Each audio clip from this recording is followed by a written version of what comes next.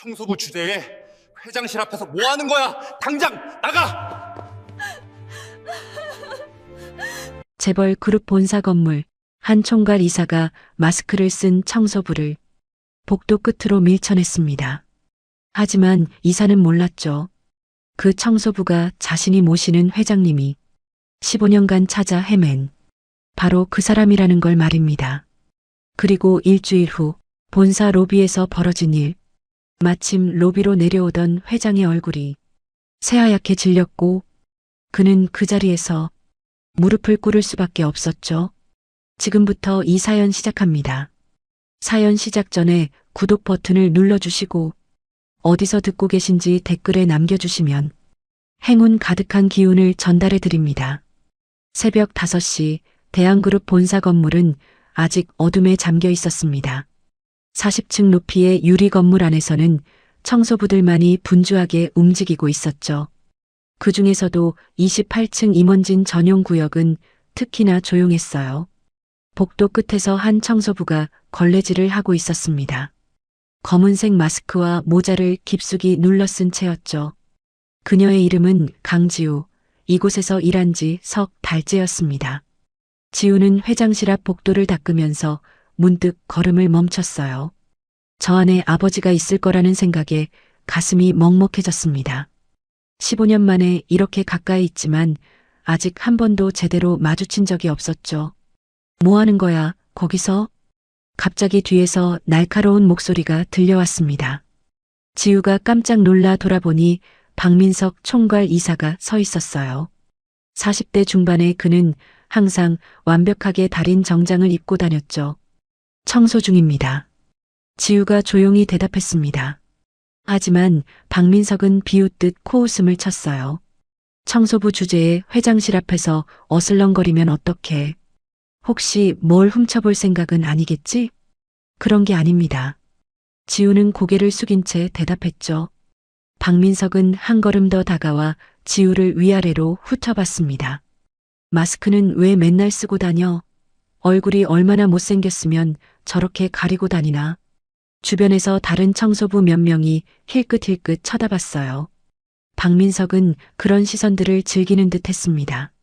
그는 일부러 큰 목소리로 말을 이었죠. 아니면 얼굴에 흉터라도 있어? 아니면 정가자라서 얼굴 들고 다니기 창피한 거야? 지우는 아무 말도 하지 않았습니다. 그저 묵묵히 청소도구를 챙길 뿐이었죠. 하지만 박민석은 만족하지 못한 듯 지우의 어깨를 툭 쳤어요. 엘리베이터 문이 열리는 소리가 들렸습니다. 강태산 회장이 일찍 출근한 거였죠. 50대 후반의 그는 회색 정장을 입고 있었고 얼굴에는 피곤함이 가득했어요. 박민석이 재빨리 태도를 바꿨습니다. 아, 회장님. 일찍 오셨네요.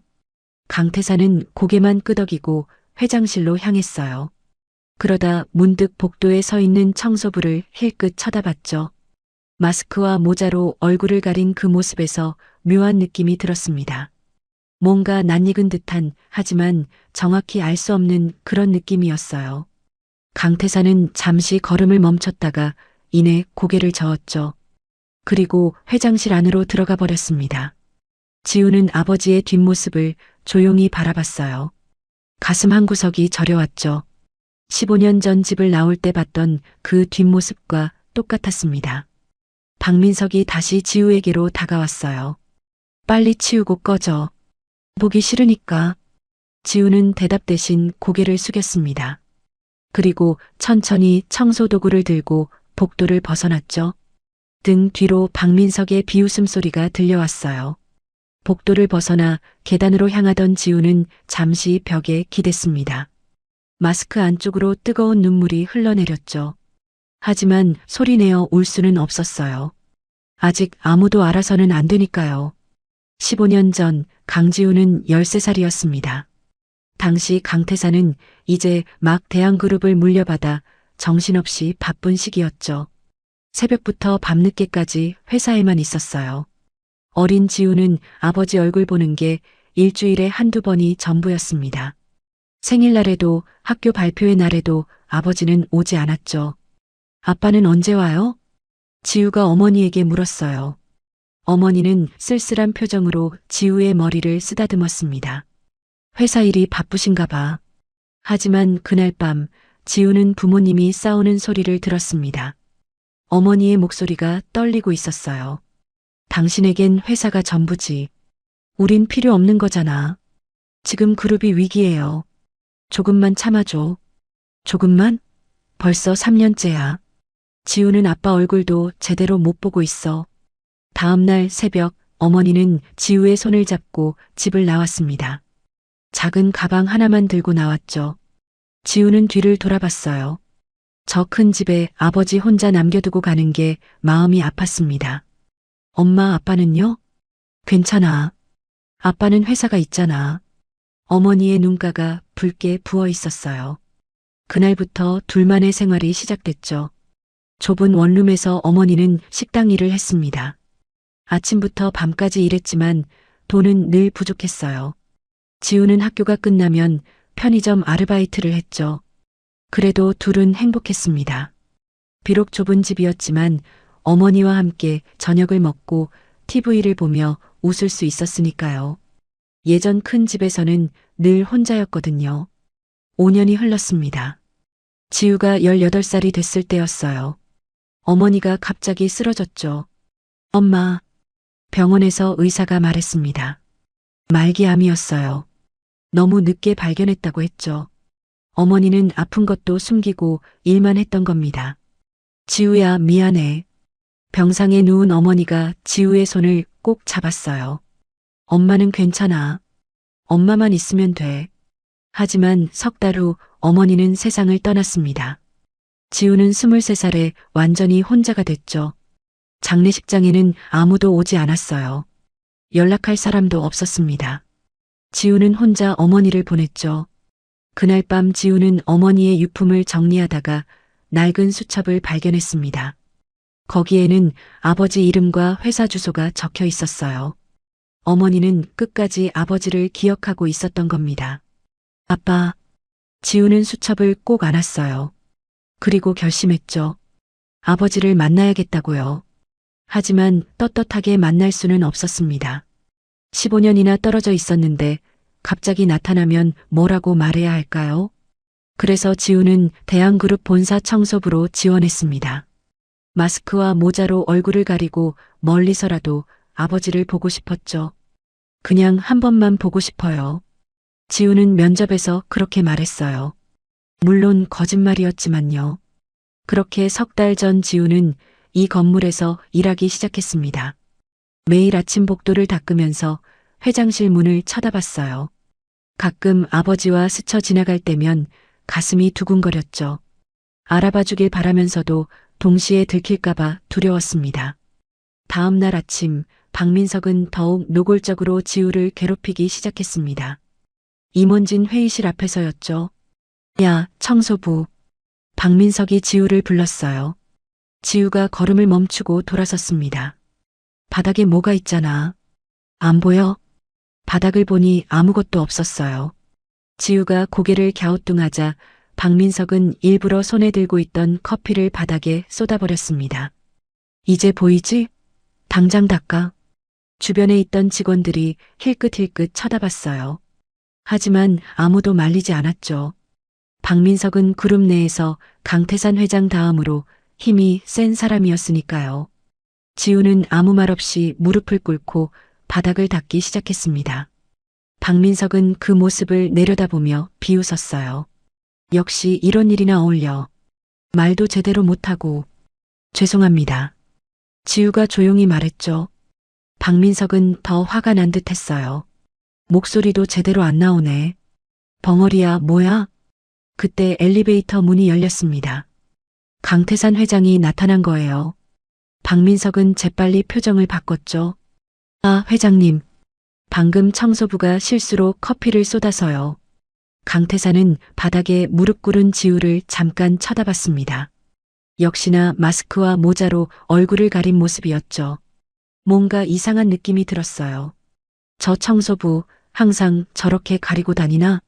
네, 회장님. 얼굴에 화상 자국이 있다고 들었습니다. 박민석이 거짓말을 했어요.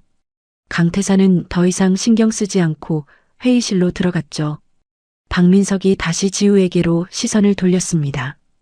빨리 치우고 꺼져. 회장님 기분 상하게 하지 말고. 지우는 바닥을 다 닦고 일어섰어요. 그런데 박민석이 또 커피를 쏟았습니다. 또 쏟았네. 다시 닦아. 지우의 손이 떨렸어요. 하지만 참을 수밖에 없었죠. 다시 무릎을 꿇고 바닥을 닦기 시작했습니다. 점심시간이 됐어요. 지우는 옥상으로 올라갔습니다. 다른 청소부들은 구내식당에서 먹었지만 지우는 혼자 있고 싶었죠.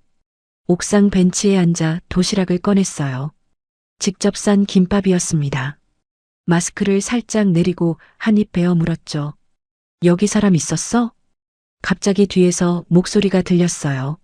지우가 깜짝 놀라 돌아보니 강태산 회장이 서 있었습니다. 지우는 황급히 마스크를 다시 올렸죠. 강태산은 지우를 잠깐 쳐다보다가 옥상 반대편으로 걸어갔어요. 그리고 난간에 기대어 하늘을 올려다봤습니다. 지우는 가슴이 두근거렸어요. 아버지와 단둘이 같은 공간에 있다니요. 하지만 말을 걸 수는 없었죠. 15분 정도 지났을까요? 강태산이 다시 안으로 들어갔습니다. 지우를 한 번 더 쳐다보고는요. 그날 오후 박민석이 지우를 청소용품 창고로 불렀어요. 이리 와봐. 지우가 창고 안으로 들어가자 박민석이 문을 닫았습니다.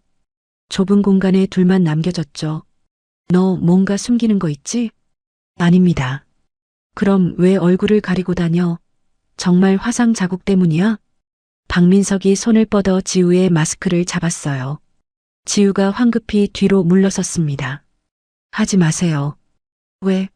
보여줄 수 없어? 박민석이 한 걸음 더 다가왔죠. 지우는 벽에 등을 붙였어요. 더 이상 물러날 곳이 없었습니다. 제발요. 지우의 목소리가 떨렸어요. 박민석은 비웃으며 말했죠.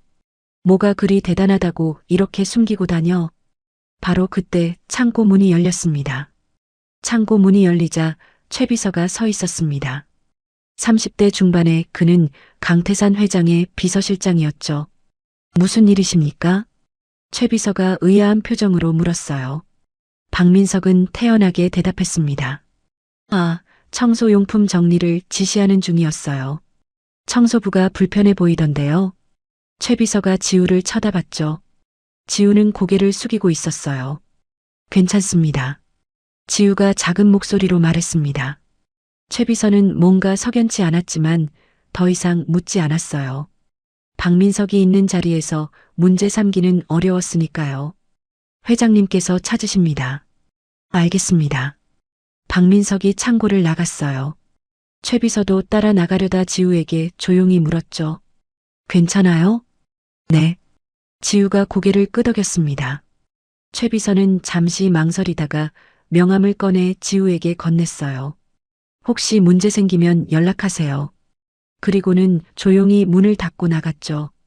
지우는 명함을 주머니에 넣고 한숨을 내쉬었어요. 저녁이 됐습니다. 지우는 마지막 청소를 끝내고 건물을 나섰어요. 버스 정류장에서 버스를 기다리고 있었죠. 또 만나네. 옆에서 익숙한 목소리가 들렸어요. 고개를 돌리니 강태산 회장이 서 있었습니다. 평소와 달리 운전기사 없이 혼자였죠. 회장님. 지우가 당황해서 뒤로 물러섰어요. 강태산은 지우를 빤히 쳐다봤습니다. 점심시간에 옥상에서 본 사람 맞죠? 네. 항상 그렇게 가리고 다녀요? 지우는 대답하지 못했어요. 강태산은 더 이상 묻지 않고 주머니에서 봉투를 꺼냈죠. 수고비예요. 우리 회사 청소부들 일이 고되다는 거 알아요. 괜찮습니다. 지우가 손사래를 쳤어요. 하지만 강태산은 봉투를 벤치 위에 놓고 차에 올라탔습니다. 그리고 떠나기 전 한 번 더 지우를 쳐다봤죠. 뭔가 말하고 싶은 듯 했지만 입을 다물었어요. 차가 출발했습니다. 지우는 벤치에 놓인 봉투를 집어들었어요. 안에 10만 원이 들어 있었죠. 눈물이 났습니다. 아빠. 다음 날 박민석의 괴롭힘은 더욱 심해졌어요. 아침부터 지우를 불러세웠죠. 너 어제 회장님 만났지? 네. 무슨 말 했어? 아무 말도 안 했습니다. 박민석은 의심스러운 눈빛으로 지우를 쳐다봤어요. 회장이 청소부에게 관심을 보인 게 못마땅했던 겁니다. 회장님께 뭔가 이상한 말 하지 마. 알겠어? 네. 너 같은 게 주제넘게 회장님께 접근하면 가만 안 둬. 박민석이 지우의 어깨를 거칠게 밀쳤어요. 지우가 휘청거렸죠. 그날 오후 최 비서가 회장실에서 강태산에게 보고했습니다. 회장님, 청소부 중에 이상한 사람이 있습니다. 청소부? 네. 항상 마스크와 모자로 얼굴을 가리고 다니는 사람이요. 박 이사가 유독 그 사람만 괴롭히더라고요. 강태산은 책상에 앉아 서류를 보다 말고 고개를 들었어요. 어제 버스 정류장에서 본 사람? 아마 그럴 겁니다. 왜 괴롭히는 거지? 확실하지 않지만 회장님께서 관심을 보이시니까 견제하는 것 같습니다. 강태산은 잠시 생각에 잠겼어요. 그 청소부를 볼 때마다 묘한 느낌이 들었죠. 마치 어디선가 본 듯한, 하지만 기억나지 않는 그런 느낌이었습니다. 조사해봐. 네. 그 청소부 신원. 조용히 알아봐. 최 비서는 고개를 끄덕였어요.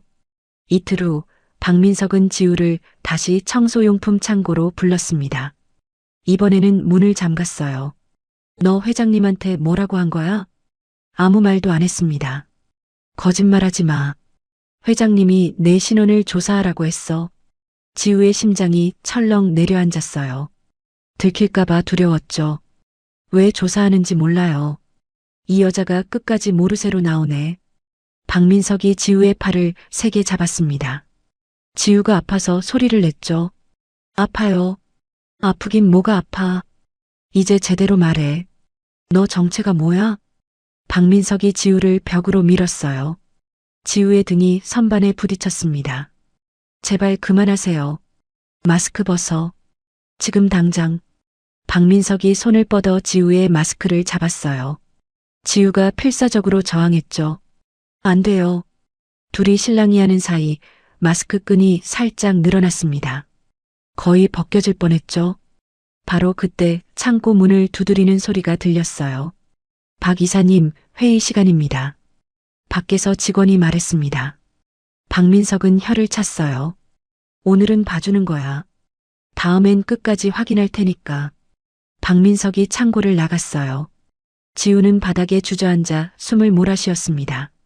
손이 부들부들 떨렸죠. 더 이상은 안 돼. 들키기 전에 그만둬야 해. 지우는 그날로 사직서를 쓰기로 마음먹었어요. 저녁 무렵 지우는 인사팀에 사직서를 제출했습니다. 담당자가 의아해했죠. 석 달밖에 안 됐는데 그만두시게요? 개인 사정이 생겨서요. 그렇군요. 일주일 뒤부터 안 나오셔도 됩니다. 지우는 고개를 숙여 인사하고 나왔어요. 마지막 일주일만 버티면 됐죠.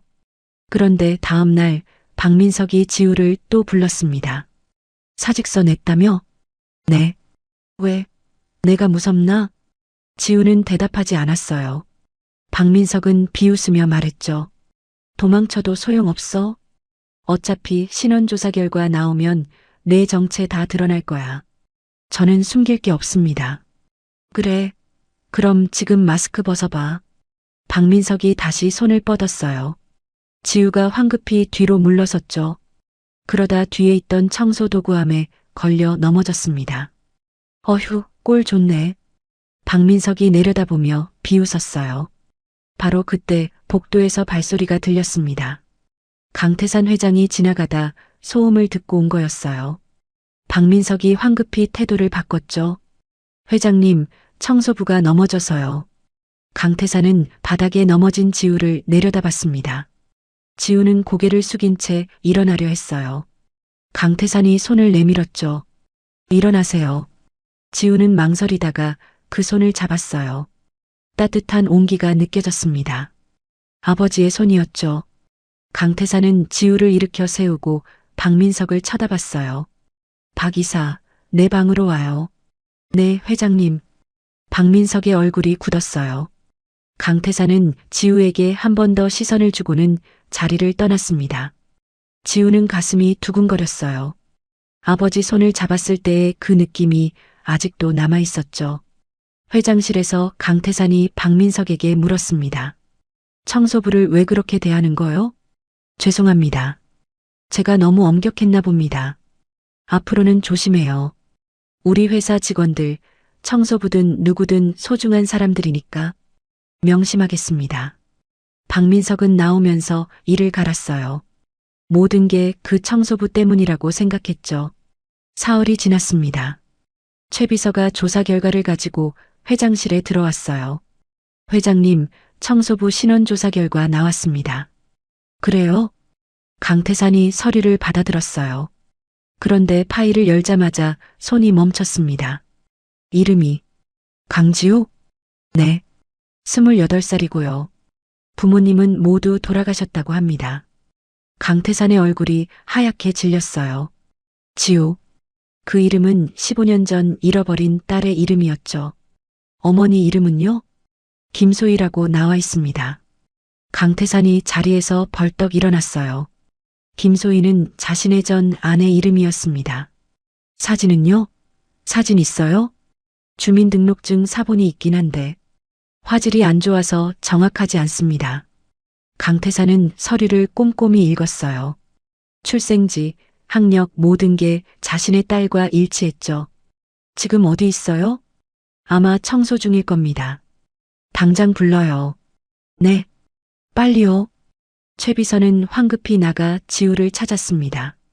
지우는 30층 복도를 청소하고 있었죠. 회장님께서 찾으십니다.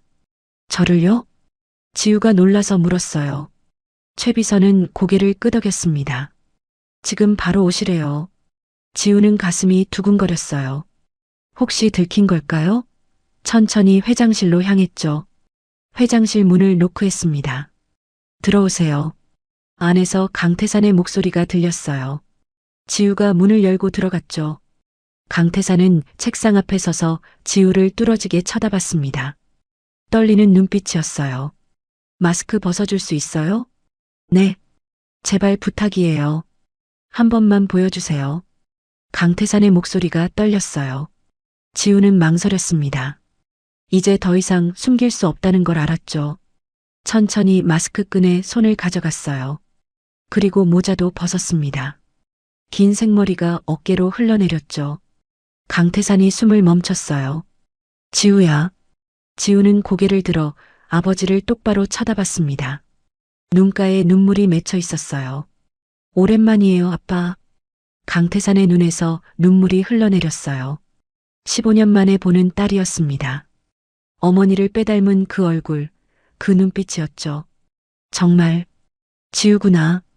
강태산이 다가와 지우를 끌어안았어요. 지우도 아버지를 꼭 안았습니다. 두 사람 모두 소리내어 울었죠. 왜 이렇게 있었어? 왜 말하지 않았어? 죄송해요. 그냥 멀리서라도 보고 싶었어요. 바보야. 바보. 강태산은 딸을 더욱 세게 안았어요. 15년간 찾아 헤맨 딸이 바로 옆에 있었다니요. 청소부로 일하면서 박민석한테 괴롭힘 당하고 있었다니요. 이제 다신 떨어지지 말자. 약속해. 네, 아빠. 두 사람은 한참을 그렇게 안고 있었어요. 한편 복도에서는 박민석이 최 비서와 마주쳤습니다. 회장님이 청소부를 왜 부르신 거야? 글쎄요. 개인적인 일이라고 하시던데요. 박민석은 찜찜한 기분이 들었어요. 뭔가 이상했죠. 회장실 앞까지 와서 문틈으로 안을 슬쩍 쳐다봤어요. 그런데 믿을 수 없는 광경이었습니다. 강태산 회장이 청소부를 껴안고 울고 있었죠. 이게 대체 무슨 상황이야? 박민석은 얼굴이 하얗게 질렸어요. 분명히 심상치 않은 관계라는 걸 직감했습니다. 다음 날 아침 본사 로비에는 평소보다 많은 직원들이 모여 있었습니다. 월간 조회가 있는 날이었거든요. 박민석은 밤새 잠을 이루지 못했어요. 어제 본 광경이 머릿속을 떠나지 않았죠. 회장이 청소부를 껴안고 울던 모습, 분명 뭔가 있었어요. 설마 회장의 딸? 아니야, 그럴 리 없어. 하지만 불안감은 계속 커졌습니다. 조회 시간이 됐어요. 강태산 회장이 단상에 올랐죠. 평소와 달리 부드러운 표정이었습니다. 오늘 여러분께 말씀드릴 게 있습니다. 직원들이 술렁였어요. 강태산은 로비 한쪽을 바라봤습니다. 거기에 지우가 서 있었죠. 여전히 청소부 유니폼을 입고 있었지만 이번에는 마스크를 쓰지 않았어요. 저분은 제 딸입니다. 로비가 순간 정적에 휩싸였어요. 모두가 입을 벌리고 지우를 쳐다봤죠. 박민석은 그 자리에서 얼어붙었어요. 다리에 힘이 풀렸습니다. 15년 전 헤어졌다가 이제야 다시 만났습니다.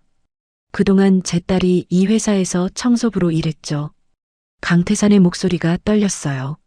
제가 부주의했습니다. 가족을 돌보지 못해 떠나보냈고 찾지도 못했어요. 지우가 천천히 단상으로 걸어갔어요. 직원들이 자동으로 길을 내주었죠. 박민석은 식은땀이 줄줄 흘렀어요. 자신이 그동안 회장의 딸을 어떻게 대했는지 떠올랐습니다. 모욕하고 때리고 괴롭히고. 아니야, 이건 꿈이야. 박민석이 중얼거렸어요. 하지만 현실이었죠. 지우가 단상에 올라 마이크를 잡았습니다. 안녕하세요. 강지우입니다. 차분한 목소리였어요. 석 달 동안 청소부로 일하면서 많은 걸 배웠어요. 이 회사가 어떻게 돌아가는지, 직원들이 어떤 사람들인지요. 지우는 로비를 천천히 둘러봤습니다. 그러다 박민석과 눈이 마주쳤죠. 그리고 알게 됐어요. 이 회사에 문제가 있다는 걸요. 박민석의 얼굴이 파랗게 질렸어요. 특히 임원진 중 일부는 약자를 함부로 대하고 있었어요. 청소부를 말단 직원들을 사람 취급도 하지 않았죠. 로비가 다시 술렁였습니다. 모두가 박민석을 쳐다봤어요. 강태산이 마이크를 받아들었어요. 오늘부로 인사조치가 있을 겁니다. 제 딸을 포함해 직원들을 괴롭힌 사람들은 모두 책임을 지게 될 거예요. 바로 그때 박민석이 앞으로 나섰습니다. 회장님, 잠깐만요. 모두의 시선이 박민석에게 쏠렸어요. 그는 땀을 뚝뚝 흘리며 말했죠. 제가 어떻게 알았겠습니까?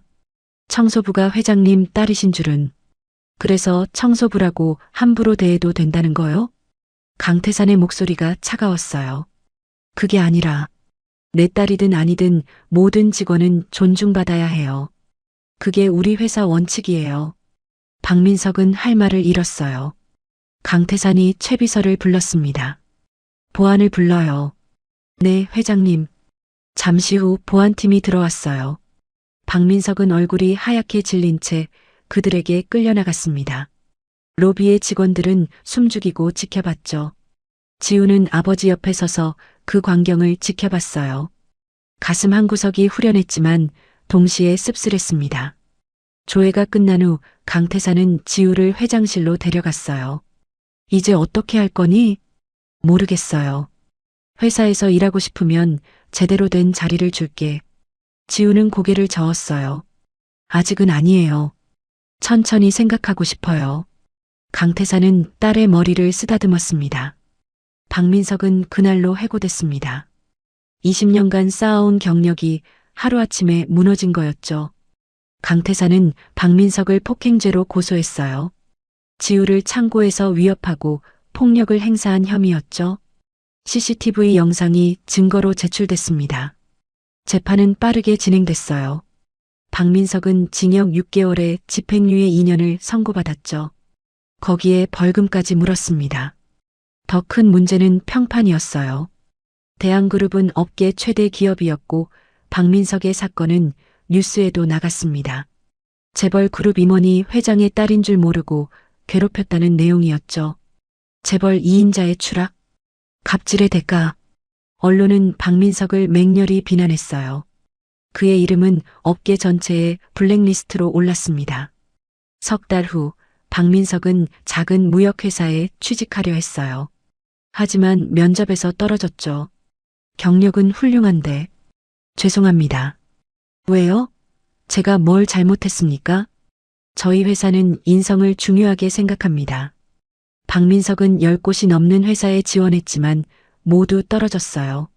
어디를 가도 그의 과거가 따라다녔습니다. 결국 박민석은 작은 식당에서 설거지 일을 구했어요. 한 달에 200만 원도 안 되는 월급이었죠. 예전에는 1년에 1억 원이 넘는 연봉을 받았는데요. 이게 내 인생이라니. 박민석은 매일 밤 후회했습니다. 왜 그렇게 지우를 괴롭혔을까요? 만약 그냥 무시하고 지나갔다면 지금도 임원으로 잘 살고 있었을 거예요. 하지만 이미 늦었죠. 돌이킬 수 없었습니다. 한편 대한그룹에서는 큰 변화가 일어났어요. 강태사는 직원 복지를 대폭 개선했습니다. 청소부들의 급여가 50% 인상됐어요. 식당 직원, 경비원 모두 처우가 나아졌죠. 모든 직원을 존중하라. 강태산의 새로운 경영 철학이었습니다. 로비에는 큰 현수막이 걸렸어요. 우리는 모두 소중한 대한그룹의 가족입니다. 지우는 회사에서 일하는 대신 대학원에 진학했어요. 경영학을 공부하기 시작했죠. 언젠가 아버지의 뒤를 이어 회사를 이끌기 위해서였습니다. 천천히 배우렴. 시간은 많아. 강태사는 매일 저녁 딸과 함께 식사했어요. 15년 동안 못 나눈 이야기들을 나누었죠. 엄마 얘기 좀 해줄래? 응. 엄마는 정말 좋은 사람이었어. 지우는 어머니 이야기를 하나하나 들려줬어요. 좁은 원룸에서 살았던 이야기, 편의점에서 아르바이트했던 이야기, 어머니가 마지막으로 남긴 말까지요. 강태사는 눈물을 흘렸어요. 내가 미안해. 정말 미안해. 이제 괜찮아요, 아빠. 1년 후 지우는 대한그룹 이사로 임명됐습니다. 최연소 이사였죠. 직원들은 그녀를 진심으로 존경했어요. 왜냐하면 지우는 청소부로 일했던 경험을 잊지 않았기 때문이에요. 말단 직원들의 고충을 누구보다 잘 알았죠. 제가 직접 겪었으니까요. 지우는 매달 직원들과 간담회를 열었어요. 청소부, 식당 직원, 경비원 모두와 이야기를 나눴습니다. 여러분 덕분에 이 회사가 돌아가요. 감사합니다. 어느 날 강태사는 지우와 함께 옥상에 올라갔어요. 예전에 지우가 혼자 도시락을 먹던 그 옥상이었죠. 여기서 너를 처음 봤을 때 뭔가 느꼈어야 했는데. 괜찮아요. 결국엔 만났잖아요. 두 사람은 도시를 내려다보며 서 있었어요. 강태산이 딸의 어깨를 감싸 안았습니다. 다신 놓치지 않을게. 저도요, 아빠. 진실은 언제나 밝혀지게 되어 있습니다. 여러분의 소원이 이루어지길 바랍니다.